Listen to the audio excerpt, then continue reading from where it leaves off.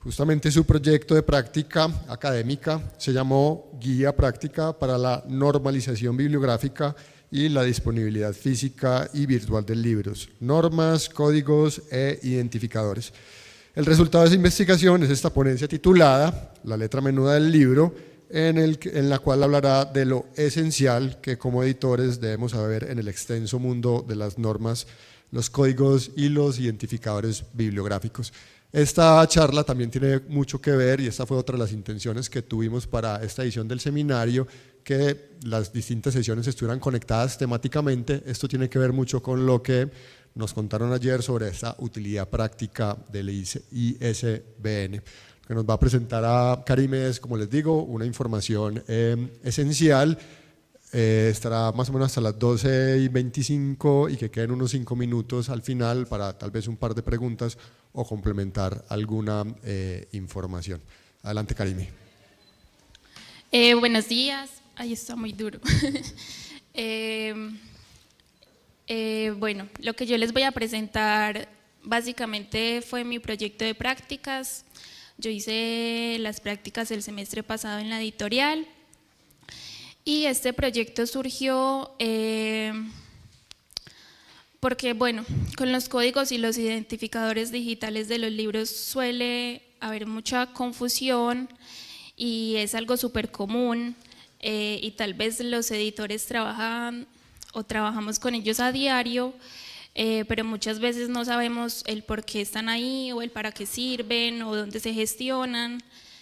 Entonces vimos la necesidad de aclarar estos códigos y estos identificadores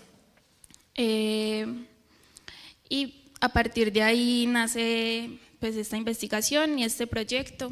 Entonces, bueno, lo que vamos a hacer es un recorrido por los códigos que están presentes en el libro físico y también por los identificadores digitales que conforman pues todo este entorno de la edición digital.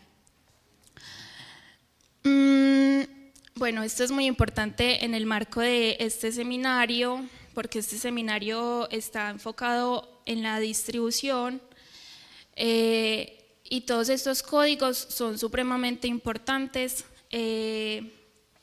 para que el libro pueda circular libremente en el mercado, ¿cierto?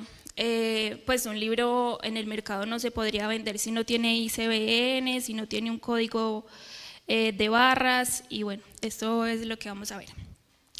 Todos esos códigos hacen parte de las normas ISO. Las normas ISO son creadas por la Organización Internacional de Normalización y son un conjunto de estándares reconocidos internacionalmente. Las normas ISO regulan un montón de cosas en el mercado, regulan cosas de la salud, del transporte y bueno, también regulan los objetos comerciales que hay en el entorno editorial. Y estas normas tienen el objetivo de garantizar que las empresas sigan unos criterios homogéneos en la gestión de su actividad.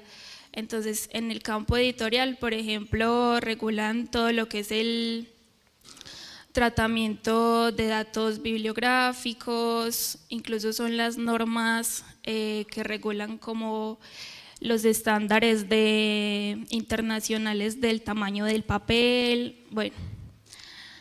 Entonces creo que casi todos los códigos que les voy a presentar hacen parte de, pues son normas ISO.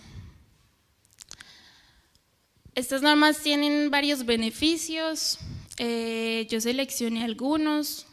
Un primero es que generan un mayor y mejor acceso a clientes y a mercados internacionales. Pues tal vez no todas las editoriales quisieran entrar al mercado internacional porque pues no es su interés, pero pues no nos queremos morir de hambre, entonces sí nos interesa conseguir clientes. Permiten ahorrar costos y mejoran la productividad. ayudan a garantizar la calidad de los productos y los servicios y mejoran la reputación de la marca. ¿Por qué mejoran la reputación de la marca? Porque también le permite a las editoriales ganar visibilidad.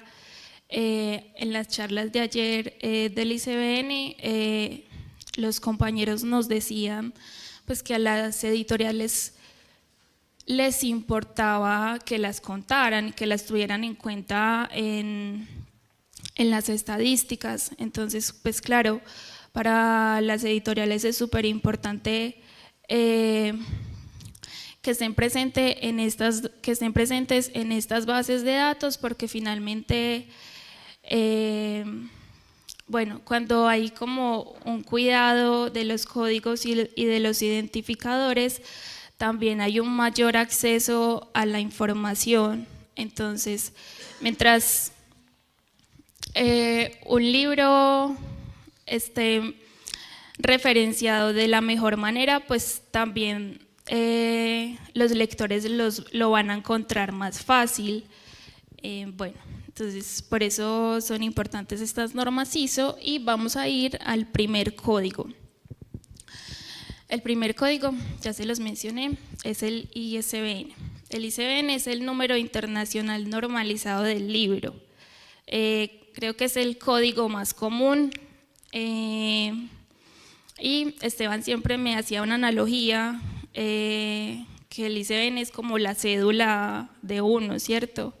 Pues uno tiene que tener la cédula para poder registrarse a la EPS, para poder hacer todos los trámites, y de la misma forma un libro sin ISBN pues no podría entrar al mercado, ¿cierto? Entonces este es el código que le permite a bibliotecas, librerías, editoriales y a todas estas instituciones relacionadas con la industria del libro identificar una obra que fue publicada. Este código generalmente se encuentra en la página legal del libro. Acá lo subrayé. Bueno, hay unas preguntas frecuentes sobre el ISBN. Entonces, ¿quién solicita el ISBN? La Cámara Colombiana del Libro dice que el ISBN lo solicita el editor, entendiendo como editor a la organización, a la empresa o a la persona natural que se encargue de la publicación de un libro. Y se debe solicitar, en el caso de Colombia, ante la Cámara Colombiana del Libro, pero también hay una entidad que es la Agencia Internacional del ISBN, pues que es la entidad que regula esto a nivel mundial.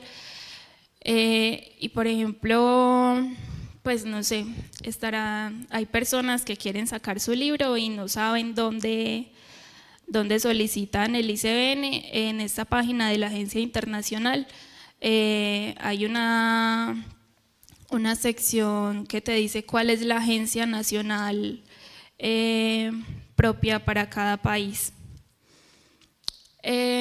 Bueno, hay un error muy común, y es que pues también se suele creer que todos los libros o que todas las publicaciones necesitan ISBN, y no es así, hay una diferenciación. Entonces, la Cámara Colombiana del Libro también aclara esto. Por ejemplo, estos sí son algunos de las publicaciones que deben tener asignado ISBN. Hay unas interesantes que pues generalmente no nos relacionamos mucho con ellas. Tal vez si fuéramos una sociedad más inclusiva sí lo haríamos, pero bueno, por ejemplo están las publicaciones en braille que deberían tener ISBN, o los mapas y las atlas, o bueno, los libros de arte. Pero hay unas publicaciones que no deberían tener ISBN, y son, por ejemplo, esos libros que no van a entrar al comercio, ¿cierto? Pues hay libros institucionales que se sacan, no sé, solo con la intención de comunicar algo o de presentar algo, y si esos libros no se van a vender y no pues no, si no tienen el objetivo de venderse, pues creo que no deberían llevar el ICBN. Bueno, por ejemplo, acá hay unas de esas publicaciones que no deberían tener ICBN, entonces están las partituras, las impresiones artísticas, que no tienen ni portada ni texto. Hay unas cosas muy comunes, pero bueno, si la Cámara Colombiana lo aclara es por algo. Como los juegos, no sé, como correos electrónicos, bueno, un montón de cosas que en el momento en el que ustedes tengan la duda, pues podrán entrar a esa página a consultar si realmente esa publicación requiere de un ICBN o no. Bueno, cuando yo estaba haciendo el proyecto me pregunté qué significaban los dígitos del ICBN. ¿Alguien sabe qué significa cada grupo?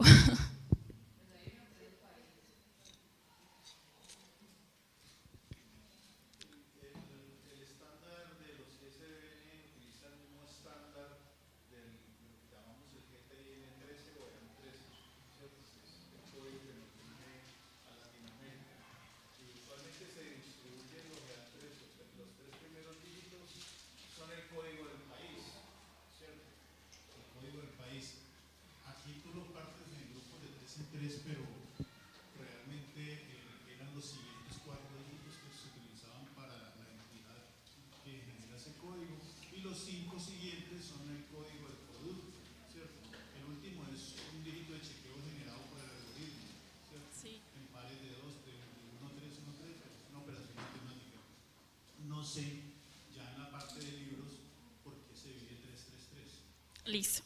Muy bien, dices varias cosas que son ciertas.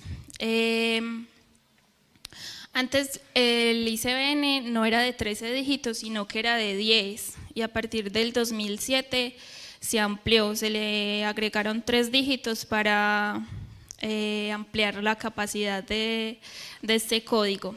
Entonces, bueno, vamos a ver qué significa cada grupito. El primer grupo es un prefijo constante, pues que siempre es 978, que identifica al libro, bueno, que identifica ese objeto comercial como un libro. Entonces, pues en el caso de los libros siempre va a ser 978, cuando se agote creo que pasa a 979.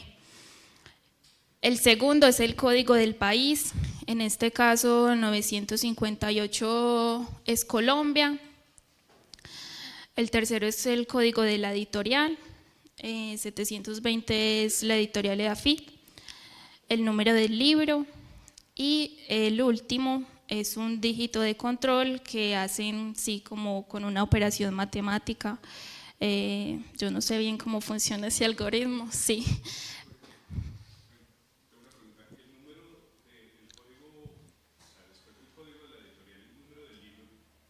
¿Marcado por cada ISBN que haya pedido la editorial? Yo creo que sí, no estoy segura. Sí, es el consecutivo de publicaciones que ha sacado la editorial. Listo. Bueno, el ICBN tiene varias ventajas, en la charla de ayer nos contaron varias. Entonces, pues es un código muy importante porque permite distinguir claramente los diferentes formatos en los que se publica un libro. Ayer lo aclararon, pero por ejemplo, si ustedes sacan el mismo libro en versión física y en versión ebook o en PDF, para cada versión hay que solicitar un ICBN. Este código pues también facilita la compilación y actualización de directorios y bases de datos sobre el comercio del libro. Pues vieron que toda la charla de ayer la dieron con todos los datos y todas las categorías que pide el ICBN. Bueno, el pedido y la distribución de los libros se hace mediante este código. Y las cifras de venta, también lo estaba mencionando Víctor esta mañana, también lo mencionaron ayer, pues todo el seguimiento de la venta y de cómo le está yendo a la editorial se puede hacer a través de este código. Bueno, el ICBN pues es el código más común, pero existen otros códigos también muy comunes en la industria del libro, que creo que es importante que los conozcamos. Otro de esos es el ISSN. El ISSN es el número internacional normalizado de publicaciones seriadas. Este es un código que no se le asigna a los libros, sino que se le asigna, por ejemplo, a las revistas, a los periódicos, a los boletines, porque pues sí, se le asigna a las publicaciones que salen con cierta periodicidad. Bueno, por acá traje un ejemplito. Otra vez, la institución encargada es el Centro Internacional del ISSN, y no sé por qué, tal vez debe ser porque aquí en el ISSN sí varía un poquito la estructura del código, pero ya no es la encargada la Cámara Colombiana del Libro en Colombia, sino la Biblioteca Nacional.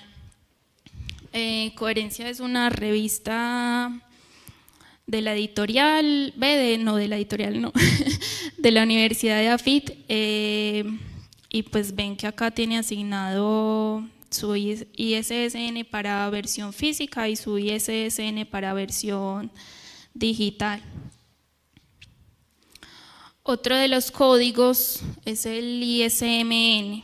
El ISMN es el número internacional normalizado para música. Y en este caso se le aplica, bueno. Es breve. Con respecto al ICBN veíamos como lo que significaba cada grupito de números. En el ISSN funciona igual y aquí también. En el ISSN no, perdón. Más adelante les voy a mostrar la estructura de ese. Y en la estructura del ISMN, sí, la estructura es la misma, pues funciona igual a como funciona en el ISBN. Entonces, en el ISMN se le asignan a las publicaciones relacionadas con música, pero como a la representación gráfica de la música, no al contenido, sino a la representación gráfica de la música. En cualquier formato, ya sea que estén disponibles para venta, alquiler, distribución gratuita, en fin. Y acá sí, pues sí se hace la gestión con la Cámara Colombiana del Libro. Estos son 2 libros de la editorial. Imagen y obra de Antonio María Valencia. Es un libro sobre la obra de este compositor colombiano. Y Furias para violín y piano es una serie de partituras. ¿Qué código le asignarían a cada uno?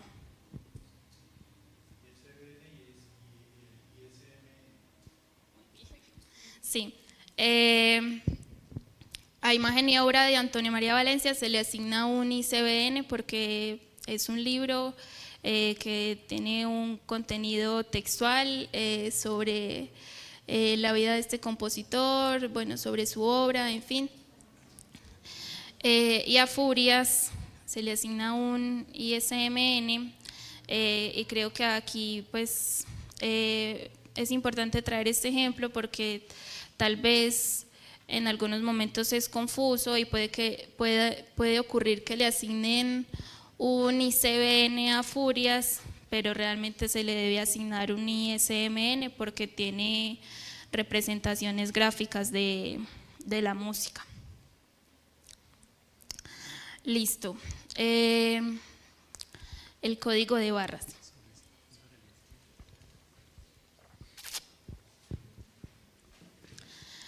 El código de barras es el número internacional de artículo. Realmente uno en el mercado encuentra códigos de barras en todo, ¿cierto? Y pues como en esta conversación estamos hablando del libro, no tanto como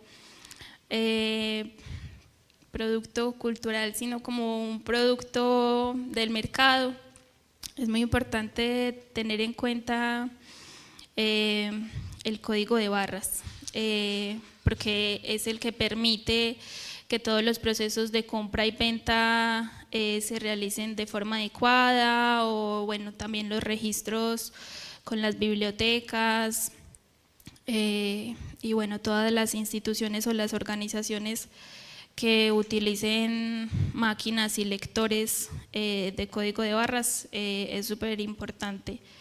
Pues imagínense, por ejemplo, una fiesta del libro sin códigos de barras sería súper complicado, porque tendría que buscarse todo en un montón de bases de datos gigantes. Entonces, supremamente importante el código de barras. Y yo me sorprendí, yo realmente no sabía, porque el código de barras básicamente es la representación gráfica del ICBN. Pues si ustedes ven, es el mismo número, pero bueno, hay gestores de códigos de barras que le arrojan a uno pues el código en representación gráfica, igual en el ISMN. Bueno, hasta aquí los códigos principales. Vamos a pasar a los identificadores digitales, que también son súper importantes. Entonces, el más común es el DOI. El DOI es un identificador de objeto digital y permite identificar recursos digitales, principalmente publicaciones académicas o científicas. Entonces se le asigna pues como artículos de investigación, a libros electrónicos también, y se gestiona, bueno, creo que hay dos formas de gestionarlo. Uno es comunicarse directamente con esta organización, con DOI. Otra es, ellos tienen una serie de como de agencias registradoras. Entonces, otra opción es comunicarse con una agencia registradora, y es la agencia registradora la que se encarga de hacer la gestión. La editorial trabaja con Crossref, que es la universidad está asociada, y cada gestión de DOI cuesta $1. Exacto. Bueno, entonces, por ejemplo, a los libros que son de carácter científico, de carácter investigativo, casi siempre se les debería, bueno, siempre se les debería asignar el DOI. Entonces, por ejemplo, está Dos reflexiones colombianas, también es un libro de la editorial, y acá está el DOI. El DOI generalmente también se encuentra en la página legal del libro, y fíjense que la estructura del DOI pues siempre tiene como una parte fija, que es esta 10.170, bueno, que ahí es como, pues eso identifica la editorial, ¿cierto? Es como el prefijo que siempre se le asocia a la editorial. Y fíjense que luego lo que sigue es la serie de números del ICBN. Bueno, cuando es, por ejemplo, un libro, se le asocia un DOI al libro, pero por ejemplo, si es un libro que tiene varios capítulos de diferentes autores, se le debería asociar un DOI al libro y un DOI a cada capítulo. Bueno, Bueno, acá está el DOI, también en la página legal. Y bueno, pasemos al ORCID. El ORCID es un identificador abierto de investigador y colaborador. En este caso, el ORCID no identifica los libros o las obras, sino que es un identificador único y persistente para los autores. Bueno, también se asocia principalmente a autores académicos, a investigadores, y en este caso es una responsabilidad de cada autor o de cada investigador gestionar su ORCID. No sé si haya editoriales que hagan ese favor, pero pues si ustedes son investigadores, sí deberían gestionar su ORCID porque pues es un identificador que permite también como hacer el seguimiento de todas sus obras, de todas las investigaciones en las que han participado, entonces es importante tenerlo por ahí presente. Bueno, acá me robé un pantallacito del de Mauricio Vélez. Mauro es un profe del pregrado y claro, cuando ustedes entran y buscan, pues encuentran como todas las investigaciones en las que él ha participado, todas los artículos, los libros académicos que ha escrito. Es muy importante porque evita confusiones entre nombres parecidos y porque pues facilita la atribución correcta de los trabajos académicos. Pues mientras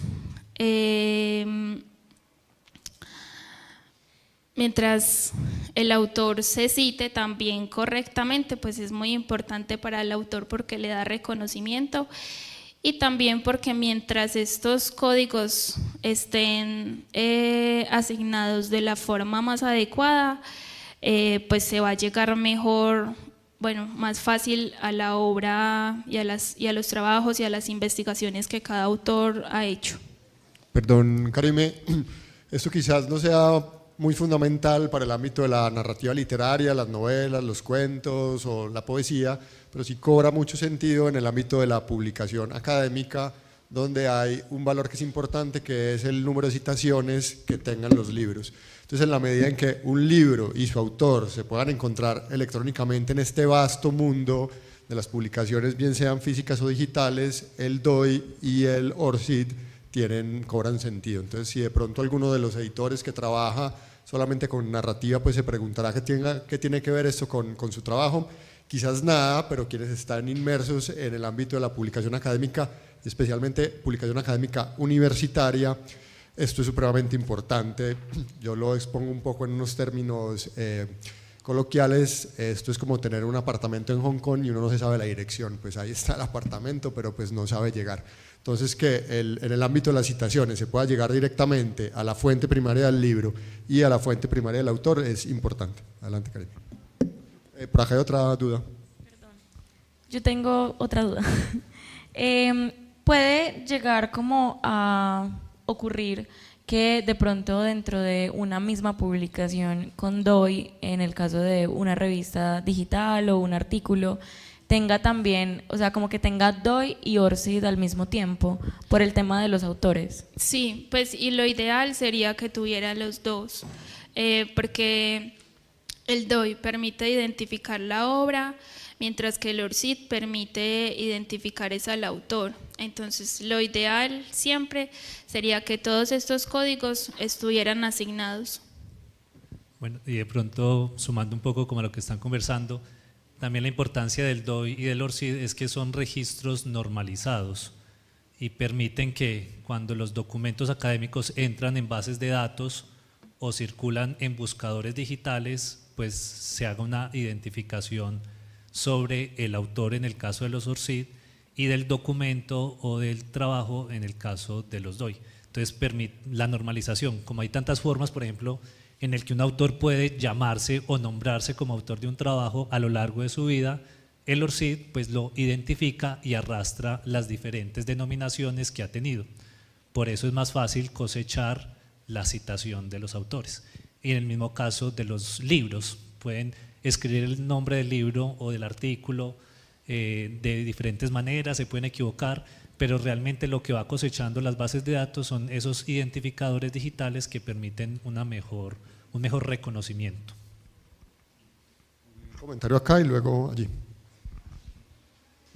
Gracias. ¿Existe alguna entidad o estas entidades se encargan de pronto de hacer una auditoría antipirata, o hay algunas entidades que se encarguen de pronto de hacer un control o estén haciendo auditoría o algo por el estilo? Gracias. La verdad no te sabría responder. Pues yo estaba esta mañana conversando sobre las normas ISO y tengo entendido que hay instituciones asociadas a ISO que se encargan como de validar si realmente los procesos de gestión comercial se están llevando de la mejor manera, pero realmente no te sabría dar una respuesta. Y en realidad el DOI es, digamos, una declaración que hace la misma editorial para que pueda ser fácil encontrar mi material. ¿Qué sucede con ese material? Y si alguien lo piratea y si el piratea quiere poner el DOI, ya se escapa del dominio. Por acá. Gracias. Tenemos la publicación de un libro impreso.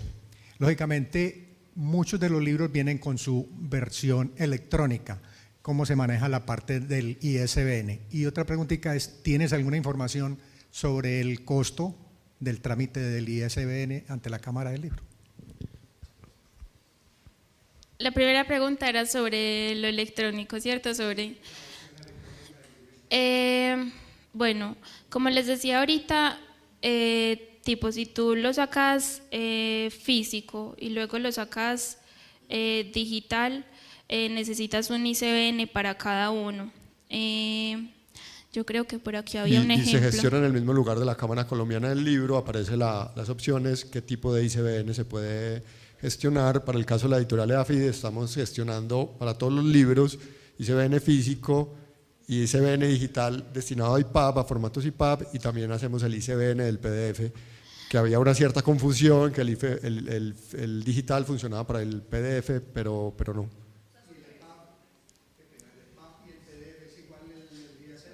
No, Mira, acá hay un ejemplo. Este es de dos reflexiones colombianas. Y miren que está el código del ISBN físico, que es este. Está el de la versión EPUB y está el de la versión PDF. Y fíjense que pues casi la estructura se mantiene igual, pues con lo de los grupitos de los códigos que les decía ahorita, pero cambia, por ejemplo, el número del libro. Y perdón, Karime, mira que el físico es 896, el PDF es 897 y el IPUB 896, y lo que cambia es el dígito de verificación. Y sobre el costo, la Cámara Colombiana del Libro también, pues los ISBN van entre 60 y 100 mil pesos, y el combo de 3, no recuerdo en este momento la cifra exacta, pero no es superior a 100 mil. Igual, si quieres consultar las tarifas en la Cámara Colombiana hay una parte y ahí pues están como las tarifas, porque eso igual cambia cada año. Sí, yo también tenía la pregunta sobre tarifas, pero sobre el ORCID. Entonces, ustedes gestionan, por ejemplo, el DOI y es $1, el registro cuesta $1, ¿el ORCID tiene un costo para el registro? No, el DOI es gratuito. El ORCID. Ve, sí, perdón, para el DOI sí hay que hacer una suscripción, y en el caso del ORCID es un identificador gratuito y único. Para el DOI generalmente las instituciones pagan al año una membresía, una suscripción que se va renovando, porque igual lo que permite, por ejemplo, Crossref es la plataforma para el registro del DOI. No solamente basta con crearlo, sino que hay que registrar todos los metadatos del documento digital, y por ese soporte, digámoslo así, se cobra la membresía, y adicional la asignación por DOI es de $1 actualmente. Listo. queremos sumar a todo esto y con lo que está preguntando el compañero por allá atrás de la piratería, sumado al momento en que hablaste del ICBN. Es muy importante conectar lo que pasa en el país en términos de legislación. Cuando vos haces el registro del ICBN, a su vez estás haciendo el registro de tu propiedad intelectual. Entonces es en ese momento que quedan tus derechos patrimoniales registrados sobre esa obra, ¿sí?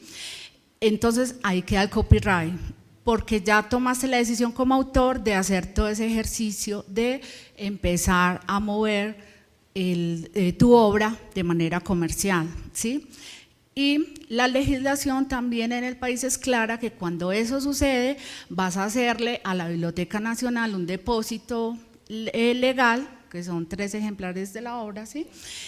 Y eso también es muy importante tenerlo presente, que no se lo salten ni el autor ni las editoriales, porque es allí donde está quedando la memoria del país, ¿sí? Que si lo vemos desde otra óptica, entonces la memoria nos está quedando solamente sobre libros comerciales y solamente sobre lo publicado dentro de la legalidad, cuando ya tenemos en este momento un movimiento muy grande que está haciendo el copyleft, el Creative Commons, y eso entonces ¿dónde está quedando en términos de memoria nacional? Pero bueno, sería asunto de otro momento. Tal vez como sumando a la discusión, no es tan común en las editoriales hablar de algo que en la edición académica digital sí es muy fuerte, y es unas prácticas de buena ética o de ética de la publicación. Entonces, por ejemplo, ahorita el señor preguntaba sobre temas de piratería. Pues digamos que las revistas en general se asocian a un comité de buenas prácticas editoriales o de ética de la publicación que va indicando unas sugerencias, unas recomendaciones sobre buenas prácticas en la publicación. Además hay software antiplagio. Exacto. Y eso incluye la posibilidad de pues, mirar las responsabilidades éticas de los editores, de los autores, de los evaluadores, etcétera. Porque bueno, cuando no se puede legislar sobre una, por ejemplo, una mala práctica es republicar el mismo texto en diferentes partes, aunque eso no es piratería, a veces lo llaman plagio, pero en realidad es una mala práctica que están haciendo los autores al republicarse a sí mismo en diferentes campos. Entonces digamos que inclusive las editoriales deberíamos conocer un poco sobre lo que es ética de la publicación, porque nos permite entender que hay unos deberes a los que nos acogemos, al igual que unos derechos, pero que permiten que algo de lo que se habla mucho hoy es de la edición abierta y transparente, que no sea simplemente esos modelos en el que la edición o el editor decide qué publica sin hacer una retroalimentación con los autores, o nadie sabe por qué se dan ciertas prácticas en el campo editorial. Y ORCID, que es una comunidad, una asociación abierta, sin ánimo de lucro, se asocia, por ejemplo, a este tipo de asociaciones sobre buenas prácticas editoriales. Súper, muy interesante. Ahí tenemos un tema nuevo para otro seminario. Sí, termina que todavía falta Handel, todavía falta la Sí. ficha catalográfica, y si nos sobra el espacio hacemos el final de la discusión. Listo. Entonces, otro código es el Handel. Funciona un poquito parecido al DOI porque también es como un enlace fijo, pero es un poco más amplio porque permite identificar otros documentos, bueno, otros archivos distintos a los documentos como videos, imágenes, bueno, revistas. Y es un código que se usa mucho para repositorios, bueno, y para otras bases de datos. Entonces acá hay un ejemplo también de revista Universidad de AFIT, y este código que está acá es un código handle que es fijo. Entonces uno puede acceder a la revista a través de este código, y si por ejemplo cambia no sé, la página web de la universidad, esta información se mantiene porque este enlace no varía. Tiene un prefijo que identifica al productor del recurso digital, tipo revista, editorial, universidad. No sé si en este caso es de la universidad o de la revista, pero fíjense que el prefijo se mantiene constante. Listo. Tiene un sufijo que identifica cada uno de los objetos digitales, libro, capítulo, artículo, y entonces este es el de la revista. Súper, bueno, pasemos. Bueno, ya les expliqué la diferencia entre el DOI y el handle. Y acá algo de lo que nos hablaba ahorita la chica, que es del depósito legal. El depósito legal es muy importante. Lo pide la ley 44 de 1993 en el artículo 7. Y bueno, es súper importante porque, claro, es como crear una bibliografía nacional de de todas las producciones que se hacen en el país. Entonces, pues tiene un montón de ventajas como la conservación de la memoria del país, la creación de una colección nacional, bueno, la preservación de estos documentos, de esta información. Entonces, este depósito, bueno, esto me lo tomé de la Biblioteca Nacional de Colombia, que es la entidad que se encarga de dar, eso es como un radicado, ¿cierto? Pues cuando la editorial da los depósitos legales correspondientes, la biblioteca le devuelve un radicado. En algunas editoriales lo incluyen en la página legal del libro, otras no, pero cada que se publique un libro se debe cumplir con ese depósito legal, que son 2 ejemplares a la Biblioteca Nacional de Colombia, un ejemplar a la Biblioteca del Congreso, un ejemplar a la Biblioteca Central de la Universidad Nacional y un ejemplar a la Biblioteca Departamental donde tenga sede la editorial, excepto para las obras que fueron publicadas en Cundinamarca. En el caso de Antioquia se lleva a la Biblioteca Carlos Castro Saavedra. Bueno, y por ejemplo, yo creo que algunas editoriales no cumplen a veces con el departamental, pero también es muy importante porque pues permite la conservación bibliográfica de las producciones regionales y pues también como la difusión de estas obras que se producen en las regiones. Bueno, casi todos estos códigos que les presenté ahorita, ya les había mostrado, se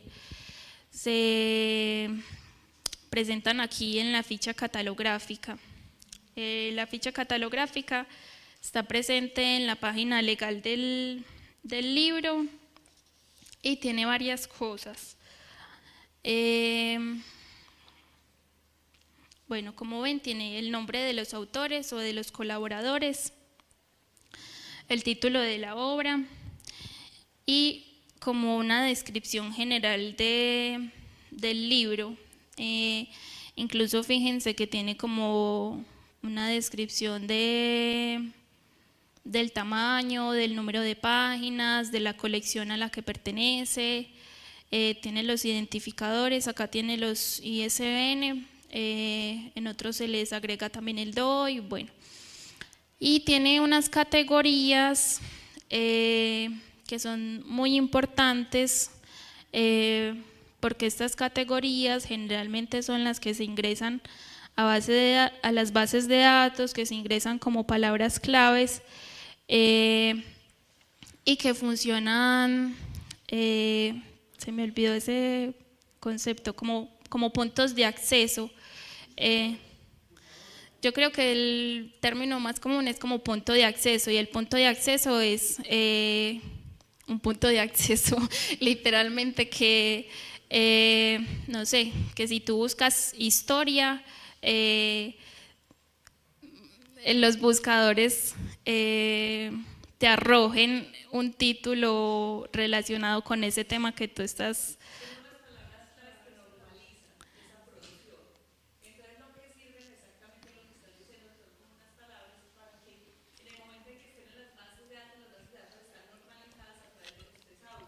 Sí.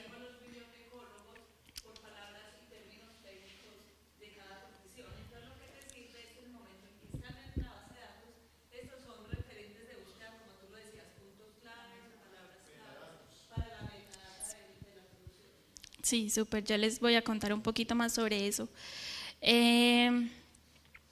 Entonces están estas categorías y está esta clasificación. Estas clasificaciones salen de las reglas de catalogación angloamericanas. A ver, yo les cuento un poquito más sobre eso. 5 minutos, Caribe. Ay, se fue el tiempo muy rápido. Son un sistema de catalogación universal que lo que hacen es, claro, generar un montón de categorías que luego se convierten en estos puntos de acceso. Entonces, no sé, está, por ejemplo, la categoría de literatura y luego eso tiene unas subcategorías. Entonces, está ficción, no ficción, y a partir de estas categorías es que se construye, pues, como este numerito. Es un código que funciona con las categorías y que está repartido, ¿cómo se dice?, alfanuméricamente. Bueno, y como nos contaba la chica, bueno, esta clasificación parte de las reglas de catalogación angloamericanas y estas categorías, que son como en las que se inscribe el libro, salen de tesauros. Los tesauros también son como una lista de categorías que se construyeron bajo pues como bajo el trabajo de varios entes, porque tienen que ser como palabras que son acordadas por varias, ¿cómo se dice? No, como por varias partes del conocimiento. Áreas del conocimiento. Entonces, hay varios tesauros. Está, por ejemplo, el tesauro de la UNESCO. Y fíjense, yo había traído acá el de literatura. Entonces, empieza literatura, literatura africana, literatura asiática, contemporánea. Y eso se va desglosando. Y bueno, es muy importante también que esta asignación se haga de la mejor forma. Esta asignación la hacen los bibliotecólogos. Entonces, por ejemplo, cuando la editorial va a sacar un libro, se le pasa el libro a la biblioteca de la universidad y desde la biblioteca son los que se encargan de hacer toda esta asignación de estas categorías. Bueno, creo que les iba a decir algo más, y es que, por ejemplo, estos numeritos, pues este M578, que sale de las reglas de catalogación angloamericanas, es lo mismo que nosotros nos encontramos en las bibliotecas. Pues cuando uno va a la biblioteca y presta un libro que le dicen vaya, búsquelo en tal parte, de ahí salen estas mismas referencias. Y por último, bueno, está como todo lo que contiene la página legal. Entonces, pues debe tener el copyright. Bueno, no sé cómo funcione en Creative Commons. Supongo que tiene la marca de Creative Commons, pero en obras así monográficas tiene el copyright, el título del libro y el nombre de la editorial, el nombre de ediciones y de reimpresiones. Algunas editoriales tienen el radicado del depósito legal, tienen el ICBN o el código correspondiente. el descargo de responsabilidad, un aviso legal, los nombres de los colaboradores, el pie editorial. Algunas páginas legales tienen certificaciones medioambientales. Esto se ha ido incluyendo últimamente, pero pues todavía es algo que está en proceso. Otras editoriales incluyen información tipográfica o algunas lo colocan en el colofón, pues como el tipo de papel, la tipografía, bueno, y la ficha catalográfica que les acabé de explicar. Listo, Karine, debemos cerrar ya. Es importante dejar la reflexión que, como ven, todo esto hace parte de la hoja de vida extensa del libro. A veces somos un poco ligeros con esta información o inclusive lo hacemos en automático sin tener mucha conciencia de qué es lo que estamos haciendo. Entonces el llamado a partir pues, de esta ponencia es que como editores seamos cada vez mucho más conscientes de que darle un buen listado de información al libro permite incrementar los chances de que nuestro libro sea encontrado y que pueda encontrar los lectores que merecen. ¿Algún tema? Sí, pues yo también pensaba con la charla de ayer del ICBN, pues que en cuanto todos estos códigos se lleven de la mejor forma, pues claro, se podrá hacer una mejor analítica de datos y también se puede acceder a más información para hacer un estudio del mercado y del consumo cultural, que creo que también es muy importante. Muy bien. Damos entonces final a la sesión de la mañana.